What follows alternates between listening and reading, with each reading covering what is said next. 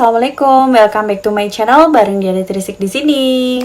Oke, di videoku kali ini untuk selanjutnya aku akan bahas mengenai pengalaman kuretase dan dilatasi pada kehamilan yang disebabkan karena keguguran. Jadi ini pengalaman pertama kehamilan aku, mengalami pendarahan keluar darah di trimester pertama di usia 13 minggu. Hampir mau 14 minggu, ternyata kehamilannya itu gagal dan gak bisa dilanjutin lagi. Jadi dokter memutuskan untuk dilatasi dan kuretase kayak gitu, biar dibersihkan area rahim. Pertanyaannya, sakit gak sih di kuretase kayak gitu? Ya jelas sakit lah, gimana gak sakit kayak gitu. Selain sakit kesehatan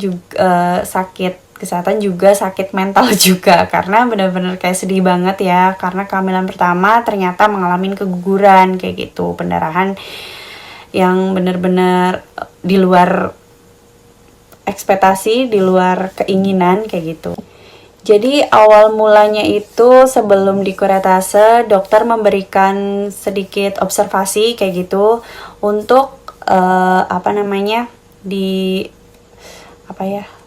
dilatasi kayak gitu, dilakukan proses dilatasi kayak gitu, dimana dilatasi itu kita diberikan obat atau perangsang kayak gitu lewat Miss V kayak gitu untuk mengeluarkan sisa janin, sisa kehamilan, agar rahim kita tuh bersih kayak gitu. Jadi pas itu tuh aku dimasukin obat, ada 2 kayak gitu, jadi kayak obat pacu kayak gitu.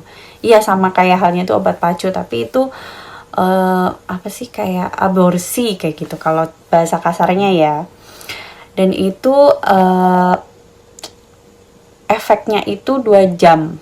Jadi 2 jam sebelum kontraksi itu dimasukkan obat kayak peluru kayak gitu lewat Miss V.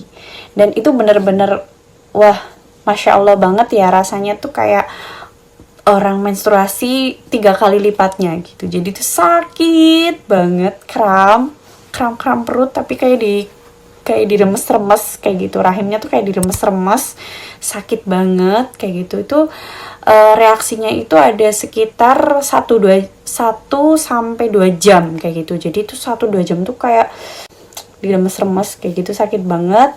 Dan sampai keluarlah itu janin yang kecil banget karena masih 14 minggu ya. Jadi itu kecil banget, dan keluar juga plasentanya kayak gitu. Jadi keluar darah banyak sama disusul plasenta sama janinnya gitu.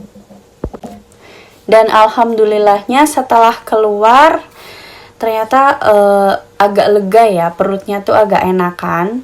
Tapi ternyata efeknya masih ada, dimana tuh rasanya tuh masih kayak kayak masih kram perut, sama di bagian belakang itu kayak terasa panas kayak gitu. Itu berangsur sampai 4-5 jam kayak gitu. Itu tuh sakit banget, luar biasa sakitnya.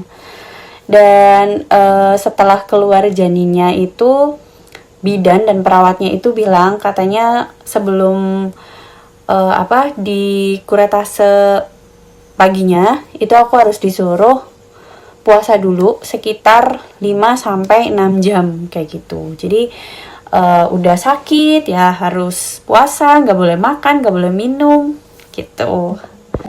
Dan singkat cerita 4-5 jam berlalu, bidan dan perawatnya itu kasih arahan datang lagi ke ruang observasinya bahwa akan dilakukan kuretase. Waktu itu tuh pagi hari sekitar jam 7, perawatnya tuh bilang nanti dokter visit jam 7:30 kayak gitu. Jadi mbaknya siap-siap setengah jam sebelum dokter ke ruang itu ya, kayak bukan operasi sih, kayak itu namanya, aku lupa lah, itulah ya intinya gitu. Terus akhirnya disiapin lah tuh ruangan segala macam, dan di situ tiduran baca doa, gak panik juga, takut karena bener-bener kayak yang ditakutkan semua ibu hamil itu ternyata terjadi sama aku kayak gitu. Dan sebelum dilakukan kuretase, di situ ada satu dokter, nggak tahu itu dokter anestesi atau apa ya. Jadi itu tugasnya itu untuk membius kayak gitu. Jadi itu dibius total. Jadi kita tuh nggak tahu proses kuretase itu seperti apa. Jadi diarahkan, dikasih tahu bahwa nanti kuretnya itu pasien itu dibius total kayak gitu.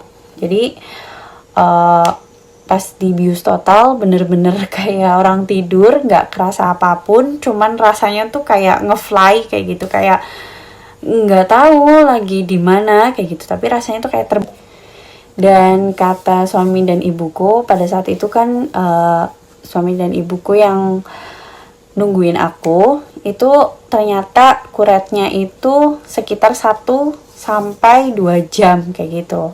Jadi 1-2 jam tuh kayak nggak kerasa aja gitu, tiba-tiba udah selesai terus sadar, dan ternyata udah dibersihin, udah bersih katanya, janinnya udah dikeluarin dari janin dan darah sebagainya, itu kotorannya itu udah dibersihin kayak gitu.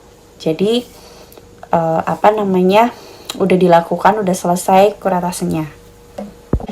Dan nunggu sampai kesadaran pulih 1-2 jam itu, ternyata ya nggak kerasa apapun kayak gitu, dan efeknya juga nggak sesakit pas dilatasi kayak gitu, dilakukan dilatasi. Ternyata ya biasa aja gitu, cuman ya masih tetap keluar darah atau nifas 7 hari kayak gitu.